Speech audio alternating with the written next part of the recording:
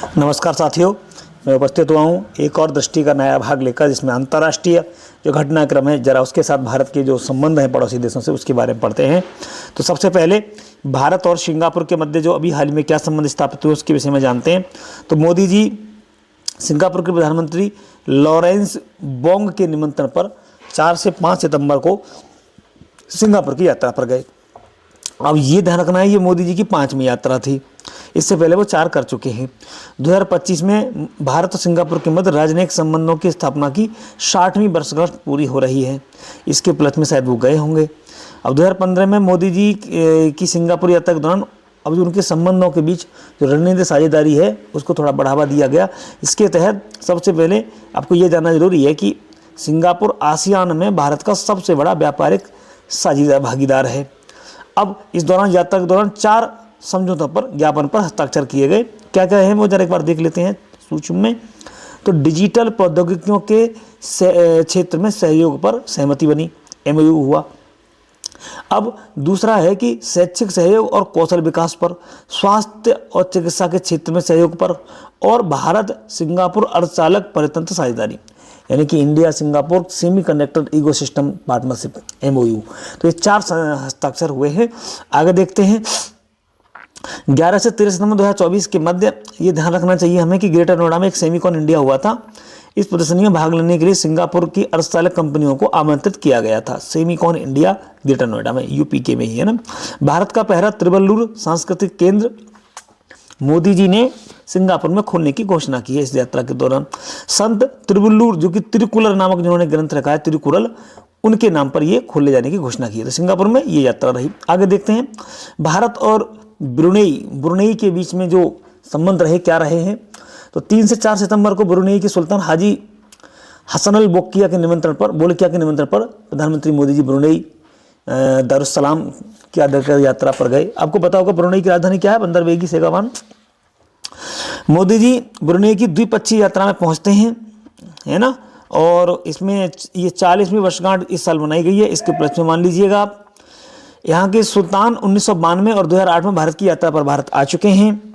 Brunei के सुल्तान 26 जनवरी 2018 को भारत की गणतंत्र दिवस के अवसर पर आसियान सदस्य राष्ट्रों के राष्ट्राध्यक्षों के मुख्य अतिथि भी बने थे।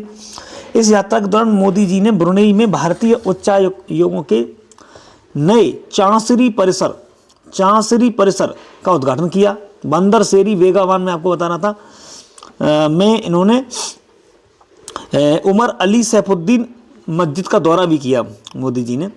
अब ये उमर अली सैफुद्दीन कौन है? ये उमर अली सैफुद्दीन तृतीय जो कि ब्रुनेई के 28वें सुल्तान हैं, तो उनके नाम पर ये मस्जिद का नामकरण किया गया है। वहाँ मोदी जी ने यात्रा की। अब बंदर शेरी वेगावान और चेन्नई के बीच में सीधी उड़ान का स्वागत भी किया गया। एक उड़ान शुरू की जा रही है, सीधा बंदर शेरी वेगावान और चेन्नई के बीच में उड़ान भरी जाएगी। तो इसका दोनों देशों के नेताओं ने बड़ा अच्छी तरह से उड़ान का स्वागत किया है और इसको प्रारंभ किए जाने का बड़ा हर्षोल्लास के साथ में ये मनाया कि हाँ भाई बहुत अच्छी एक पहल है। अब आता है भारत यूक्रेन के बीच के संबंधों के बारे में जानते हैं। तो राष्ट्रपति वोलोडिमिर जेलेंस्की जो यूक्रेन के हैं, उनके निमंत्रण मोदी जी 23 अगस्त को यूक्रेन की आधिकारिक यात्रा पर पहुंचते हैं। 1992 में दोनों के मध्य राजनयिक संबंधों के स्थापित होने के बाद भारत के प्रधानमंत्री की पहली यूक्रेन यात्रा है, ये आपको याद रखना है। अब इस दौरान कीव में स्थित मेरिन्स्की पैलेस में मोदी जी पहुंचते हैं, उनकी मुलाकात होती है प्रधानमंत्री जी से। आपको ये ध्यान रखना चाहिए, वैसे मुलाकात तो अपुलिया जो इटली में G7 शिखर सम्मेलन हुआ था उस दौरान भी दोनों की बैठक हुई थी, पर पर्सनली जो इंडिविजुअल बैठक है जो अब हो रही है ये 2024 में, जो कि इस महीने में अभी हाल ही में आयोजित की गई 23 अगस्त को। ठीक है, अब आगे देखते हैं। 15-16 जून 2024 को स्विट्जरलैंड में भी यूक्रेन में शांति शिखर सम्मेलन हुआ था। यूक्रेन आपको पता होगा विवाद चल रहा है यूक्रेन रूस। अगर ये पूछे कि यूक्रेन और रूस के विवाद का शांति शिखर सम्मेलन आयोजित कहाँ किया गया, तो स्विट्जरलैंड में, उसमें भी भारत ने भाग लिया था। अब 23 अगस्त को मोदी यूक्रेन के पड़ोसी देश पोलैंड से, क्योंकि सीधे तो वहां गए नहीं थे मोदी जी, पोलैंड से रेल फोर्स 1 नामक ट्रेन द्वारा लगभग 10 घंटे की यात्रा करके कीव पहुंचे थे, है ना। तो रास्ता कौन सा था? पोलैंड में होकर के गुजरे हैं। आगे चलते हैं।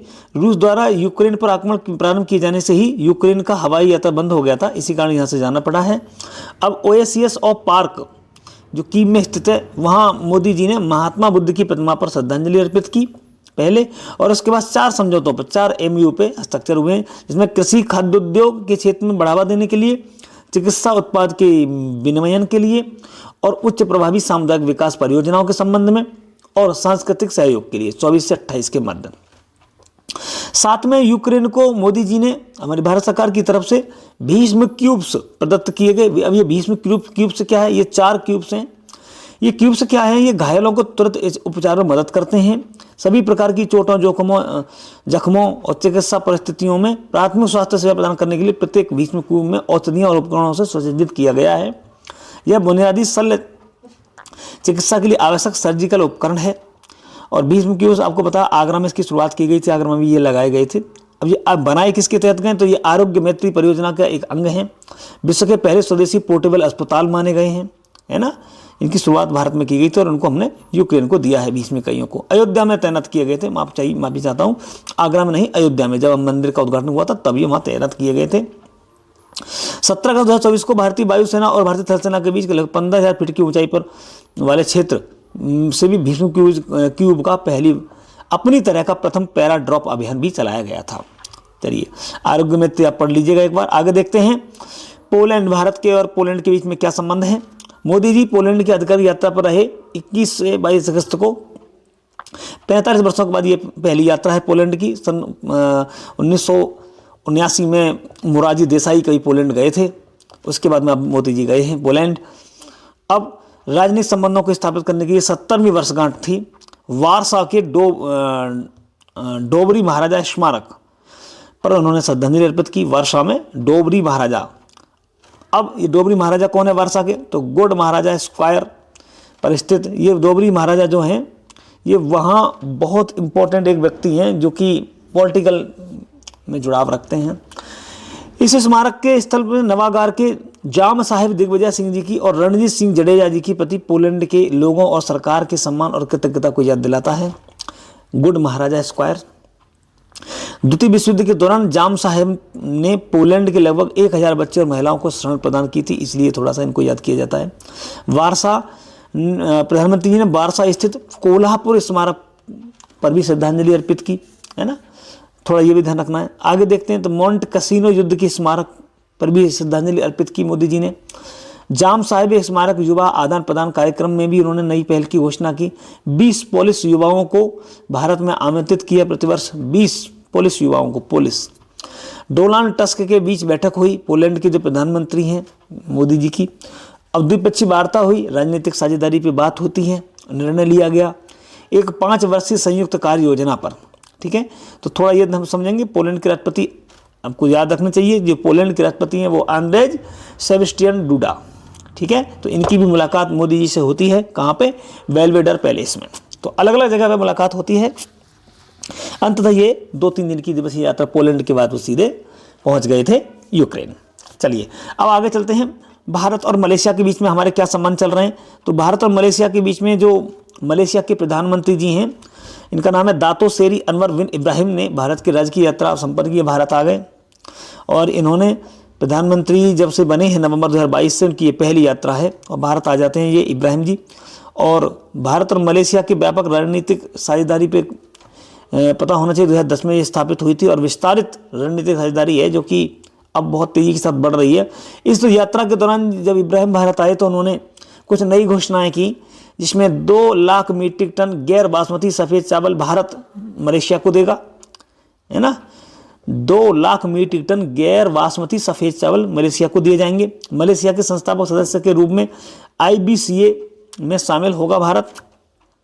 उधर UTAR उटार यानी कि यूनिवर्सिटी तंकु अब्दुल रहमान मलेशिया की आयुर्वेदिक चेयर की स्थापना की, आयुर्वेदिक चेयर की जाएगी। मलाया विश्वविद्यालय में भारतीय अध्ययन की त्रिवलीय पीठ की स्थापना की जाएगी। भारत मलेशिया डिजिटल परिषद की स्थापना की जाएगी। भारत मलेशिया स्टार्टअप गठबंधन को एक सहयोग की घोषणा की जाएगी। भारत द्वारा अपने UPI को, ये इंपॉर्टेंट बात है, भारत द्वारा अपने UPI यानी कि यूनिफाइड पेमेंट जो इंटरफेस है हमारा को मलेशिया में मलेशिया का जो पेनेट है इसके साथ एकीकृत करने की भी घोषणा की गई। पेनेट और यूपीआई दोनों मिलकर काम करेंगे। अब इसी दौरान दोनों देशों के मध्य श्रमिकों के भत्ते, रोजगार और स्वदेश वापसी, आयुर्वेद चिकित्सा के अन्य पारंपरिक प्रणालियों के क्षेत्र में सहयोग, डिजिटल प्रौद्योगिकियों के क्षेत्र में सहयोग पर एमओयू कुल 8 समझौते हुए हैं। ठीक है, अब देखते हैं। अब ये मलेशिया की यात्रा 19 अगस्त को आयोजित 9वें मलेशिया सीईओ फोरम के समय प्रस्तुत की गई रिपोर्टों के बारे में बता रहा हूँ। अब भारत वियतनाम के बीच में क्या संबंध हुए, तो वियतनाम के प्रधानमंत्री माम मिन चिन ने भारत की राजकीय यात्रा की और आर्मी सॉफ्टवेयर पार्क का संयुक्त रूप से वर्चुअली उद्घाटन भी किया दोनों प्रधानमंत्रियों ने मिलकर के। अब आगे इंपॉर्टेंट क्या है, थोड़ा सा ये है कि विकसित भारत 2047 का हमारा दोनों का विजन एक जैसा है। विजन हमारा 2047 है विकसित भारत, और वियतनाम द्वारा है वियतनाम 2045 विजन अपनाया जा चुका है। दोनों देशों के बीच कुल 9 समझौते हुए हैं।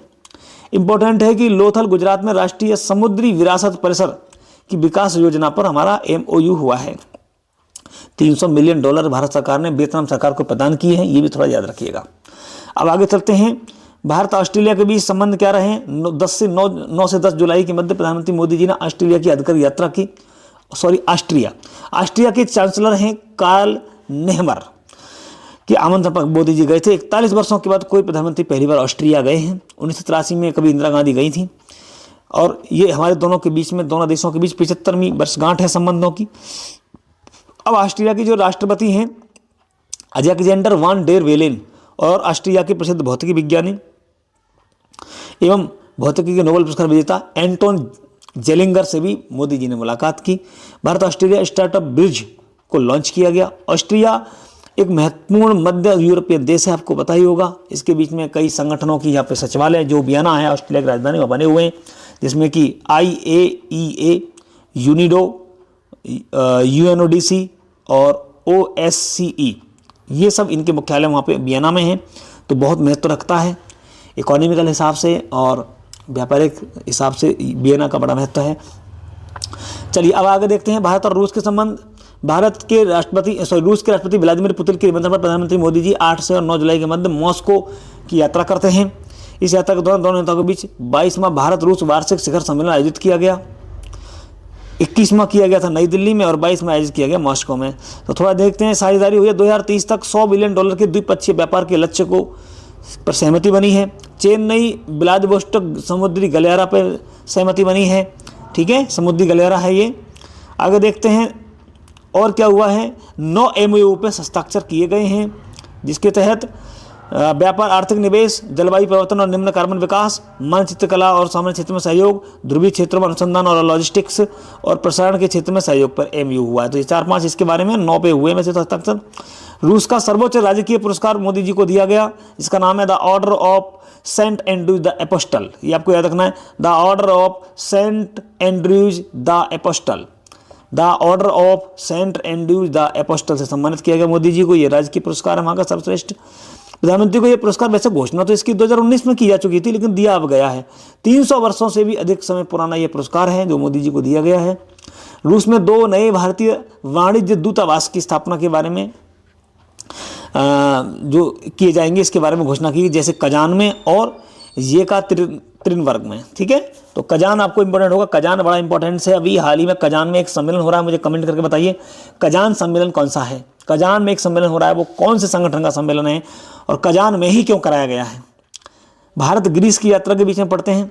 21-22 फरवरी 2024 को ग्रीस के प्रधानमंत्री क्रियाकोस मित्सोटाकिस भारत की राजकीय यात्रा पर आ गए। 9वीं रायसीना सम्मान, जो रायसीना डायलॉग है हमारा, उसमें मुख्य अतिथि और मुख्य वक्ता के रूप में शामिल किए गए हैं। ये रायसीना डायलॉग 9वें संस्करण का आयोजन 21 से 23 फरवरी 2024 के मध्य किया गया और 21 और 2024 को रायसीना डायलॉग का उद्घाटन भी किया गया। इसकी थीम थी चतुरंग, यानी संघर्ष, प्रतियोगिता, सहयोग, निर्माण। चतुरंग इसका रहा। अब इसमें बहुत इंपॉर्टेंट रायसीना डायलॉग का जो इंपॉर्टेंट जो केंद्रित रहा वो भू राजनीति और भू अर्थशास्त्र पर केंद्रित रहा। ऑब्जर्वर रिसर्च फाउंडेशन के सहयोग से केंद्रीय विदेश मंत्रालय द्वारा इसका आयोजन किया गया। प्रधानमंत्री की ग्रीस यात्रा के दौरान आपको क्रियाकोस मित्सोटाकिस के निमंत्रण पर प्रधानमंत्री 25 से अगस्त 2023 को ग्रीस की राजकीय यात्रा पर भी गए थे। 40 वर्षों की पुरानी यह यात्रा। इंदिरा गांधी 83 में गई थी, 23 में 40 साल बाद मोदी जी गए थे। ठीक है, ये थोड़ा ध्यान रखिएगा। और एक बात और, ग्रीस की राष्ट्रपति कैटरीना सकेलारोपाउलोउ, थोड़ा नाम ऐसा ही है, सकेलारोपोउलोउ ने प्रधानमंत्री मोदी जी को इसी यात्रा के दौरान the grand cross of the order of honour से सम्मानित किया था। ये पहले ऐसे विदेशी थे जिससे सम्मान प्राप्त किया गया था। अब यूएई के बीच में हमारे संबंध क्या है, तो 13 से 14 फरवरी को यूएई की आधिकारिक यात्रा पर मोदी जी गए हैं। उनकी ये 7वीं यात्रा थी। विश्व जलवायु कार्रवाई शिखर सम्मेलन में भाग लेने के लिए मोदी जी पहले गए थे 2023 में। अब यूएनएफसीसीसी COP28 का उच्च स्तरीय खंड जो आयोजित किया गया वो यूएई में, ठीक है, थोड़ा ध्यान रखिएगा। द्विपक्षीय निवेश संधि भी इसी के दौरान हुई है। राष्ट्रीय समुद्री वैसत परिषद के विषय में MOU हुआ है, जो कि लोथल को विकसित किया जाना है। त्वरित भुगतान प्लेटफॉर्म यानी भारत का UPI और यूएई का आनी यूएई का AANI के संबंध में आपस को संबद्ध करने का समझौता हुआ है। आपको ध्यान रखना चाहिए कि 12 फरवरी 2024 को श्रीलंका और मॉरिशस में भी UPI सेवाओं को लॉन्च किया जा चुका है। घरेलू डेबिट कार्ड यथा यूपी और वहाँ का जैवान जो कि यूएई में चलता है को आपस में संबद्ध करने का समझौता हुआ। यूएई में अब रुपे कार्ड को सार्वजनिक रूप से स्वीकार करने में वृद्धि की जाएगी। यूएई में जब ये कार्यक्रम हुआ तो ऐलान मोदी कार्यक्रम, ऐलान माने स्वागत होता है। ऐलान मोदी 13 फरवरी को आबू धाबी में जायद स्पोर्ट स्टेडियम में ऐलान मोदी नाम का एक कार्यक्रम चलाया गया, जिसमें मोदी जी स्वागत मोदी जी के नाम से CBSE बोर्ड का क्षेत्रीय कार्यालय यूएई में शीघ्र ही प्रारंभ किया जाएगा, ऐसी घोषणा की गई। और भारत मार्ट का आभासी रूप से शिलान्यास किया गया। भारत मार्ट दुबई में स्थित एक मार्केट पैलेस है। और जो वहाँ के राष्ट्रपति हैं यूएई के, तो शेख मोहम्मद बिन जायद अल नह्यान ने 9 से 10 जनवरी 2000 को भारत के मतलब गुजरात से अपनी यात्रा शुरू की थी। वो भारत भी आए थे। तो थोड़ा सा ये ध्यान रखिएगा, यूएई के हमारे अच्छे संबंध हैं। बहुत सारे मंदिरों पर शुरुआत की गई है। और एक बार देख लीजिएगा ये सब चीज़ें, जो BAPS हिंदू जो मंदिर है अबू धाबी में, इसका उद्घाटन किया 14 फरवरी को मोदी जी ने। ये पहला हिंदू मंदिर है, ये पहला पत्थर निर्मित पारंपरिक हिंदू मंदिर है। और ये बोचासन वासी श्री अक्षर पुरुषोत्तम स्वामी नारायण संस्था द्वारा स्थापित किया गया है। भगवान स्वामी नारायण जी को समर्पित है। स्वामी नारायण संप्रदाय के ही भगवान के रूप में जाने जाते हैं। इसकी स्थापना भी इन्होंने की थी। छपिया नामक गाँव के हैं उत्तर भारत के। चलिए हमें क्या आगे देखते हैं। भारत और फ्रांस के बीच में जो संबंध हैं वो कैसे संबंध रहे हैं भारत और फ्रांस के बीच में। तो जो फ्रांस के जो राष्ट्रपति हैं इमैनुअल मैक्रों भारत की राजकीय यात्रा पर रहे थे। जयपुर राजस्थान से यात्रा शुरू की थी। आमेर का किला, जंतर मंतर और हवा महल का भ्रमण किया। और 75वें गणतंत्र दिवस के मुख्य अतिथि भी रहे और उसमें भी उन्होंने भाग लिया।